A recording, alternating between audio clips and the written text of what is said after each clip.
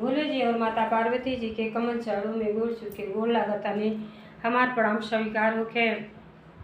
माँ जगदम्बा भवानी के कमल चरणों में गोड़ चुके गोड़ लागतानी हमार प्रणाम स्वीकार होखे। सब देवी देवता के कमल चरणों में गोड़ चुके गोड़ लागतानी हमार प्रणाम स्वीकार होखे। नीलम दीदी और हरेंद्र भैया के कमल चरणों में गोड़ चुके गोड़ लागतानी हमार प्रणाम स्वीकार होखे। सब गुरु भाई बहना के कमल चरणों में गोड़ चुके गोड़ लागतानी हमार प्रणाम स्वीकार होखे। तो देखिए गुरु भाई बहना, हम आप लोगन के पिताजी और माताजी के चर्चा सुनावे जातानी और सरल भाव में कहानी के माध्यम से। कहानी इतना सरल तरीका है कि कैसे आप अगर मन लगा के सुन ले तो जरूर कुछ न कुछ ज्ञान आप लोगों के मिली। भोले जी और माता पार्वती जी जब भी माता जी भोले जी से कौनो प्रश्न के उत्तर पूछले बाणी तो भोले जी कहानी के माध्यम से सुनावेली कि जौन की मन से सुनी तो के ज्ञान हुई। तो देखिए गुरु भाई बहना, नीलम दीदी और हरेंद्र भैया तो अपन पूरा संघर्ष करते जीवन के बिता देनी और भोले जी मैया माता पार्वती जी के गुरु बनौली और अपने जीवन के धन्य बना लेनी। तो देखिए हम आप सब गुरु भाई बहना मंदिर में ना जा सकत है, काहे से केहू के कुछ न कुछ प्रॉब्लम रहेला। तो ये कहानी हम यूट्यूब के माध्यम से आप लोगों के सुनावेली। तो अगर आप सभी समय निकाल के सुनी तो और ज्ञान प्राप्त करी। आ कथा के कबो आधा अधूरा ना सुने के चाहिए। भोले जी के चर्चा तो आप लोग जनता बानी कि 3 घंटा चलेला। गुरु बहना लोग बैठ के वो भजन कीर्तन करीला और आनंद उठावेली। तो आप सभी काहे न घर ही बैठ के कथा के आनंद उठाई और ज्ञान प्राप्त करी। अपने प्रिय बंधु सखी सालेहर में शेयर करी, एक लाभ सभी उठाई, आशीर्वाद मिली। भगवान जी के एक बार नाम लेले से तो उद्धार हो जाला। तो ये अवसर देखी हम यहाँ बैठ के बोलेला, सब भोले जी के सब दया है। अवसर मिलल बा, भगवान भक्ति भाव करी के देले बानी। मनुष्य के शरीर पाके कुछ न कुछ तो अच्छा ही चीज करे के चाहिए ताकि मरने के बाद भी मनुष्य नाम ले। अब भक्ति के नाम प्रेम है, बिना प्रेम के कुछ ना मिले वाला है। अब भगवान भोले जी और माता पार्वती जी तो प्रेम के भूखा हुए। ये प्रेम से वहाँ के एक लोटा मन से जल चढ़ा देला, ऊपर सारा दुख दूर हो जाला। तो देखिए गुरु भाई बहना, प्रेम के सख्त आवश्यकता है। घर परिवार में जब प्रेम से रही तो रूखा सूखा खाई तबो मालूम पड़ी खुआ के समान लगता शरीर में। अगर कितना हो अच्छा भोजन आप कर में आ घर में कलह रही, एक दूसरे से प्रेम ना रही तो कुछ सब बेकार बात अच्छा ना लगी। तो प्रेम के अपनाई और भगवान जी की अपन गुरु बनाई। आइए सास बहू ननद के कहानी है। ननद देखी छुट्टी में, गर्मी के छुट्टी भइल बा, सब ननद मायका सबके प्यार मायका में प्यार दुलार मिलेला। और ननद जौन बा सोचले बाड़ी कि चल तनी मायके में माई बाड़ी और भाभी बाड़ी, प्यार दुलार मिली, थोड़ा समय व्यतीत हुई, प्रेम भाव से कट जाई, आनंद भी आई। तो बेचारी बहुत सोच के अली मायके में। तो मायके में देखी का हो रहल बा। तो जब कथा के पूरा सुनब सके तबे ना आनंद आई। तो हमार कथा अगर आप लोगों के अच्छा लगी तो कमेंट में माता जी और भोले जी के नाम जरूर सभी लिखब और आशीर्वाद प्राप्त करब। अजी हमारे चैनल पर नया हुई हमारे विधाता ज्ञान चैनल के सब्सक्राइब कर दी ताकि जौन भी हम वीडियो डालें आप लोगों के पास आसानी से पहुंच जा सके और आप सभी आनंद उठा सके। तो देखिए गुरु भाई बहना, एक गांव में एगो भोले जी के सेविका रहत रहली। वो परम भक्त रहली, बहुत भक्ति भाव करें और भोले जी के दया से संपन्न रहली। घर द्वार खेती बाड़ी सब चीज रहल बेचारी की।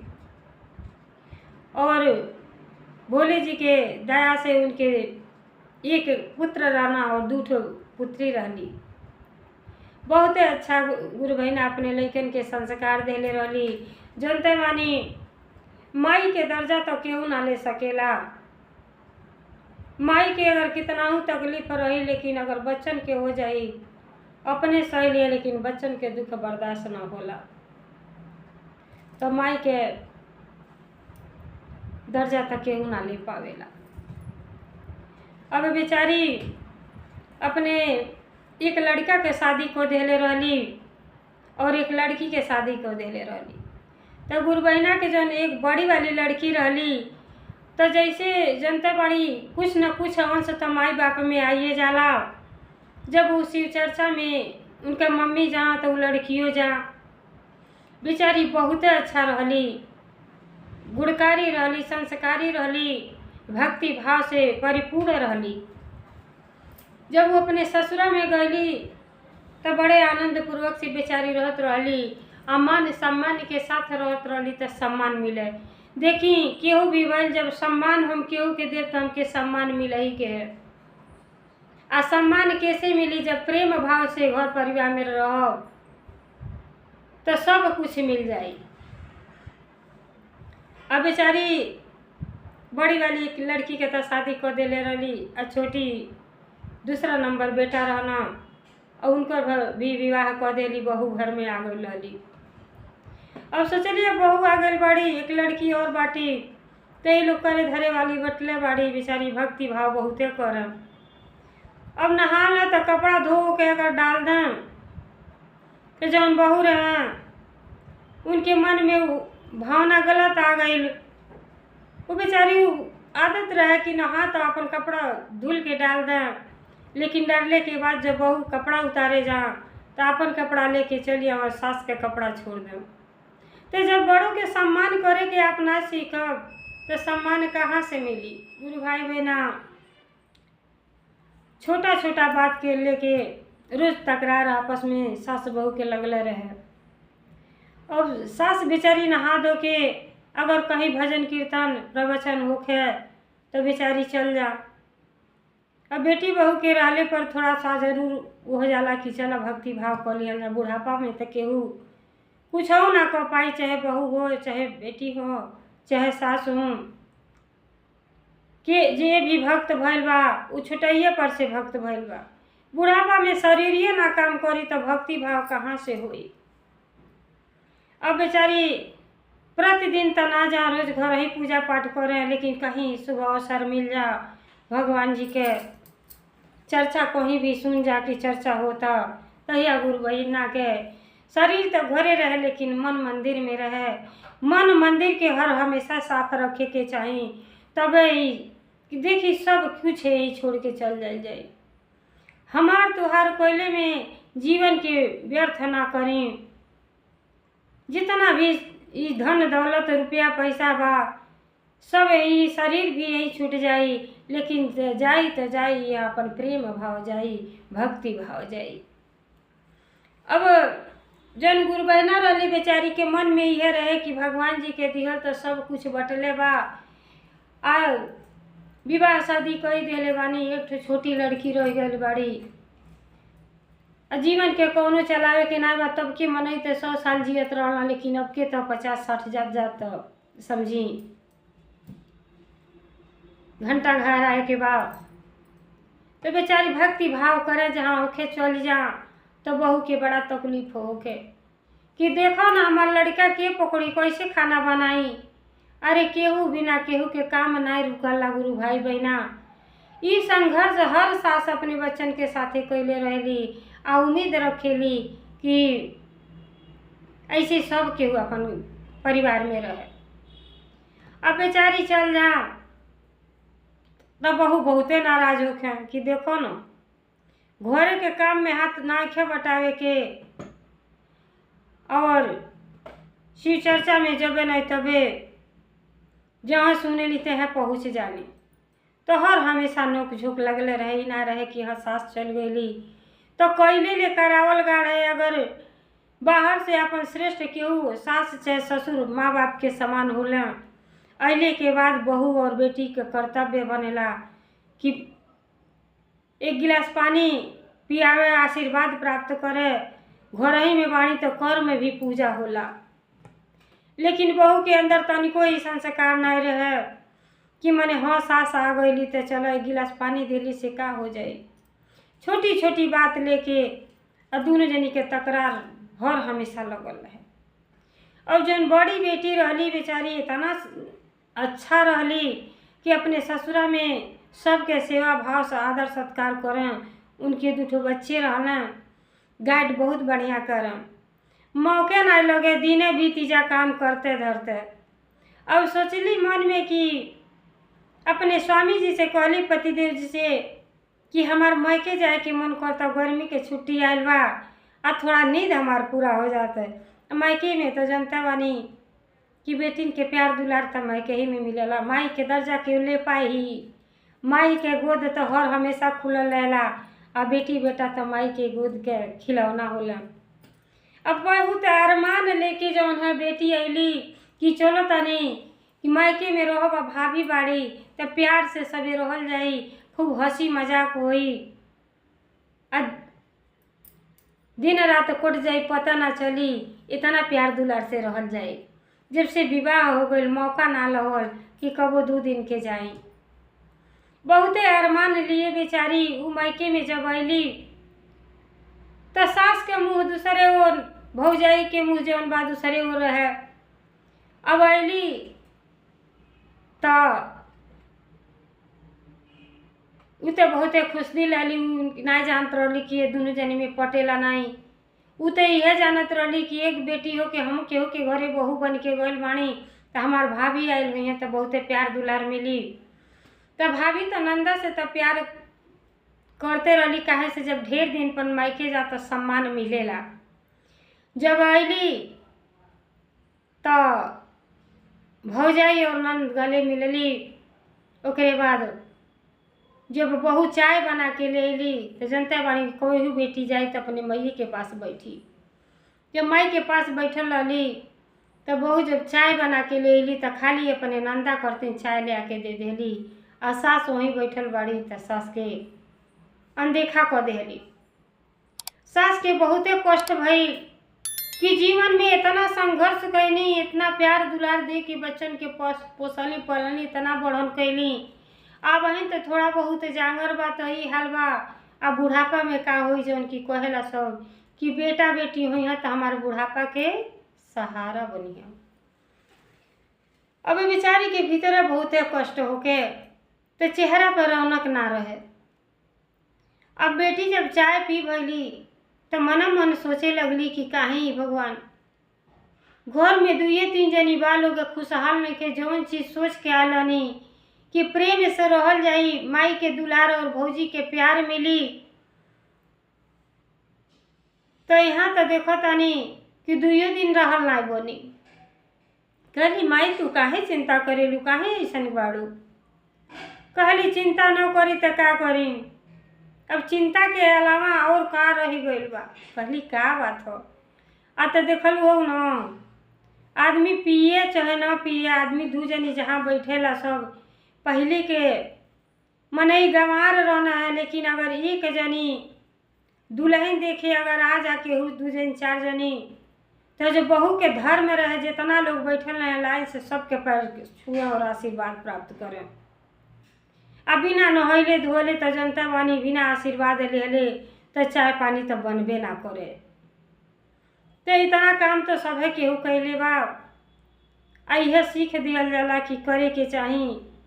मनुष्य के शरीर पौले बाणी तो प्रेम भाव से परिवार में रही और जीवन के अपने धन्य बनाए। तो बेचारी का करे, अरे अपन मैये आ भाभी भाभीए किचन में कहली तो कहतड़ी कि ये भाभी। कहली कहाँ आ गई जीजे जी, आ तो कब रखे है नहीं है। कहली नहीं, कहनी हम वही रख दे, हम उठा ले लती। कहली कि भाभी आप चाय पी भईनी। कहली ना हम तो चाय पियले छोड़ देले बानी, न चाय पिए नहीं न चाय बनावे नहीं, तो आप आ गई नहीं है तब बना देनी है। अब नंद तो जनता मानी ज्ञानी रहबे कली, होशियार रहली, लेकिन कोनो बात भौजाई से कहू लायक नहीं के। बोली ही भाभी तो आप ना पिए नहीं तो मम्मी के तो दे देवे के चाहत रहल हो। सबके अपने बड़ों के सम्मान करे के चाहिए।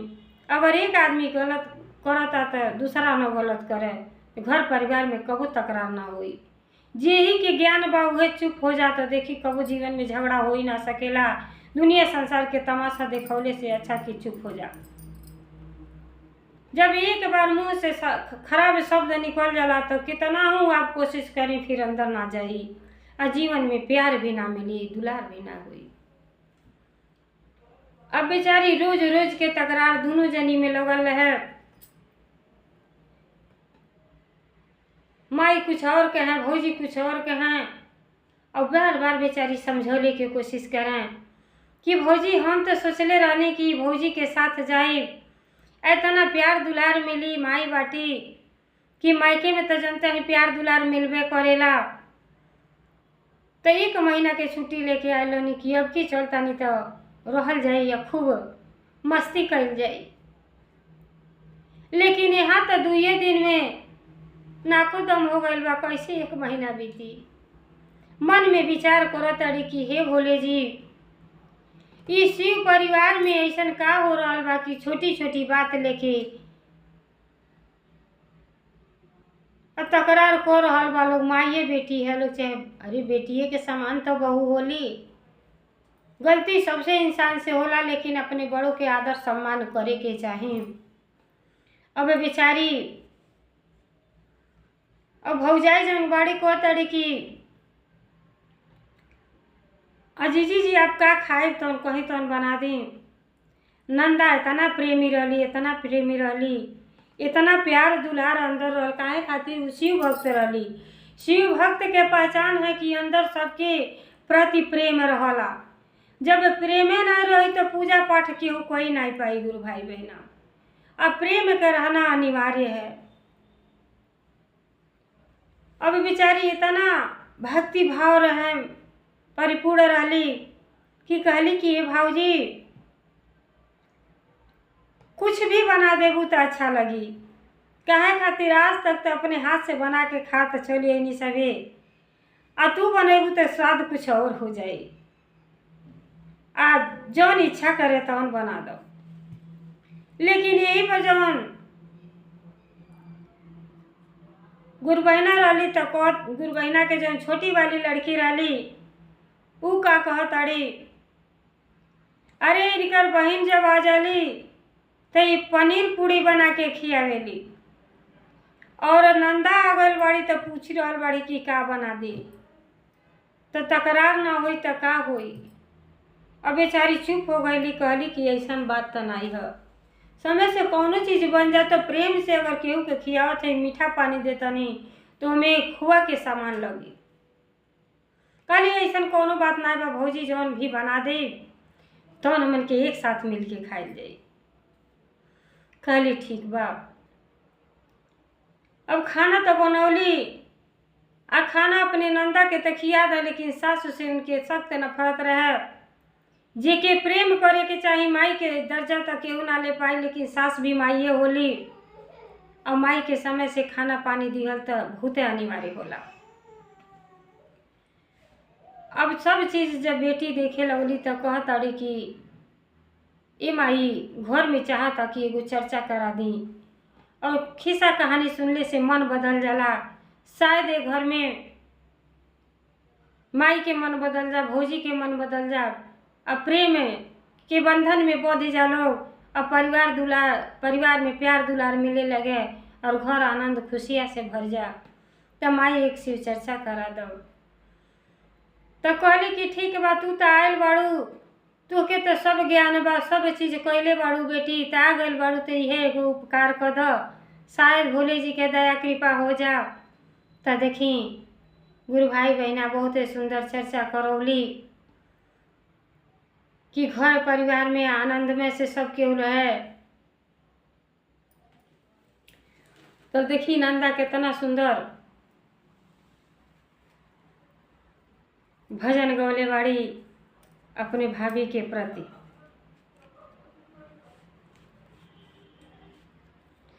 तब भोले जी से आग्रह करत आड़ी माई के चर्चा पर बैठा देली कि माई के मन शुद्ध हो जा। अब भौजाई जब लगन लगी बैठ के सुनी है चर्चा दया खिस्सा कहानी, तो भौजाई के भी कुछ मन बदल जाई।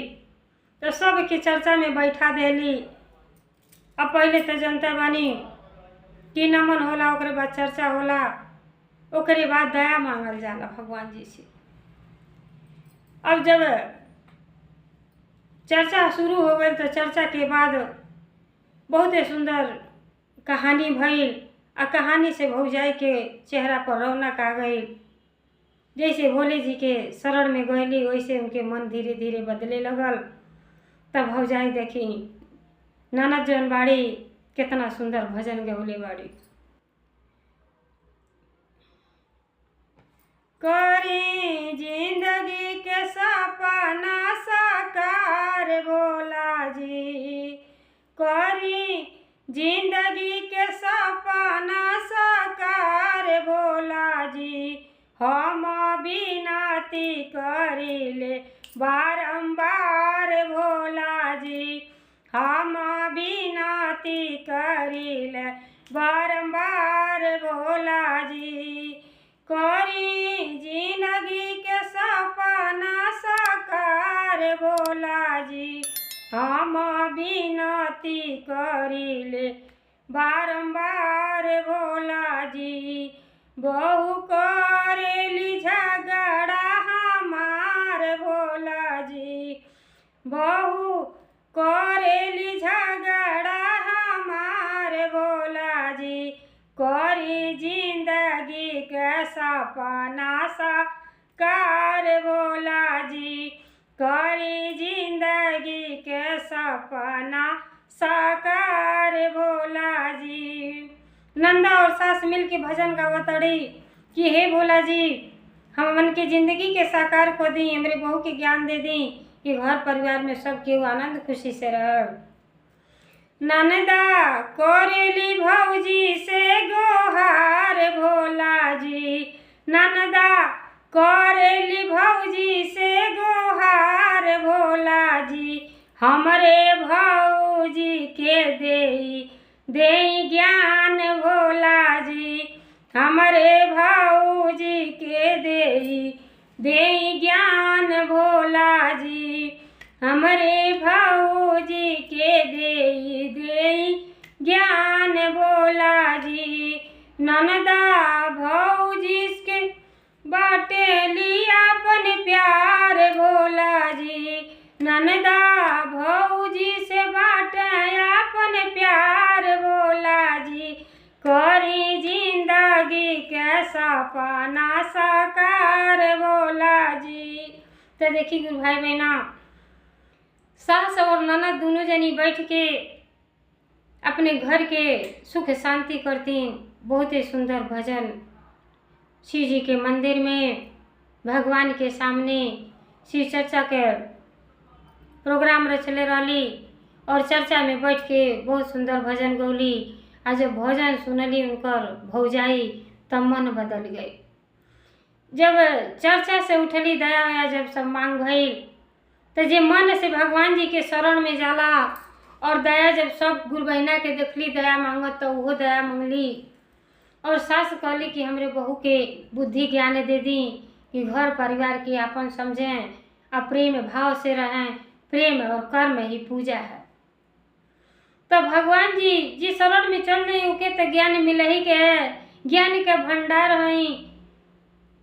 तब वो बूढ़ा जैसे दया मांगली आँख मुन के उनके बूढ़ा के जो सास रहली उनके भोले जी और माता पार्वती जी के दर्शन भई। जे सच्चे दिल से भगवान के जपेला वहाँ के दर्शन तो जरूर देला।